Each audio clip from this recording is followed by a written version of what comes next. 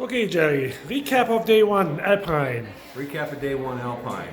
Hi, race fans. We had a great day today, great day for spectators, lots of people out. It was a little too warm. All the dogs did fine. We have some interesting breakups going on there, everybody vying for the top few spots.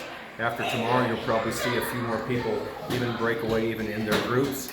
Some people wanted to make an establishment today. A few other people held back, knowing we have 6 more strong days of racing. So Andy Mallow from Quebec came out on top, last year's champion, followed shortly by Lena Streeper, just a couple minutes behind, which is pretty close. And Jeff Kahn, every year, he's been edging up just a little further all the time. Rachel Courtney, she came last year also, and she's really making a statement here. And Alex Crittenden rounds out the top 5.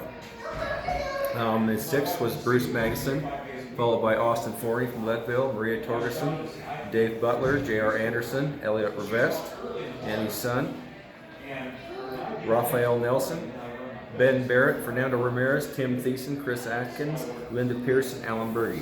Now tomorrow's run, it'll be a little more in the open. It won't be as secluded by the canyon today. We ran into the canyon, following the river a lot. So they're going to get into some wind tomorrow. And there's some predicted pretty heavy wind. Comes down a big wide draw. You go up on a mountain and climb through some trees and come back and do that same trail again. So it should be approximately 34 miles, the same as last year. So along with that wind, if they get any fresh snow, it drifts pretty good in there. So although the groomer's going out tonight, when it's best to have the trail set up, there very well could be some drifts in several places. There, could potentially be 5 inches to 12 inches deep at least, sometimes for stretches of 80 to 100 yards. So anything can happen tomorrow. So come on out if you can. And the miles per hour today too is another big deal. Annie's miles per hour is just over 16 miles an hour, and for that run along that river with that many snow machines, it's a big snow machine mecca there. That's hoofing it right along. So it does take into account when the starting order is, when everybody leaving for 3 minutes. Any questions about that stuff, Sebastian? Yeah, so when you look at last year's time, it seems like everybody shaved off a few minutes. So when I looked, like Nina shaved off about 2 minutes, Annie shaved off even more. She was 149 last year, 143 this year. So you think it's conditions, it's training. The biggest gap I saw was 7 minutes from last year. That's Austin. So quite a few people have shaved off some time.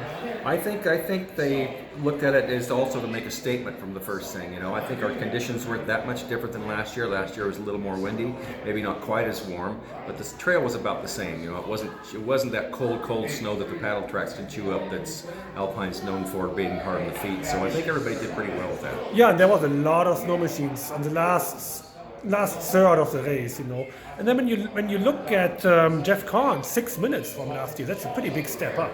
Oh, it is, yes. And also too, with this being only the second year of having the lower mileages every day, last year they knew they could run a little bit faster. I think people have found that comfort zone, and I think in their training they specifically brought that to the table. I know last year in my predictions I had them going a little faster than they were going, and this year I think people trained a little bit faster than they did last year. So I do expect to see these higher speeds.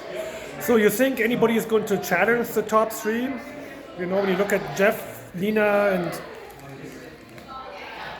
Oh, most definitely. What happened to my paper? Jeff, Lena, and Annie, they... Jeff, Lena, Annie... Oh, but they're yeah. kind of in a league of their own there with under 150. Well, yeah, yes and no. It depends on tomorrow's trail. We'll have a little more hills in it than today did. Today was pretty much just a rolling thing. Tomorrow they're going to go over a lot of rolling stuff with wind, and they're going to have a little bit of a steep climb and a turnaround. So it's not really hilly and it's not really flat, but it's definitely a complete different type of a trail than they had today, tomorrow.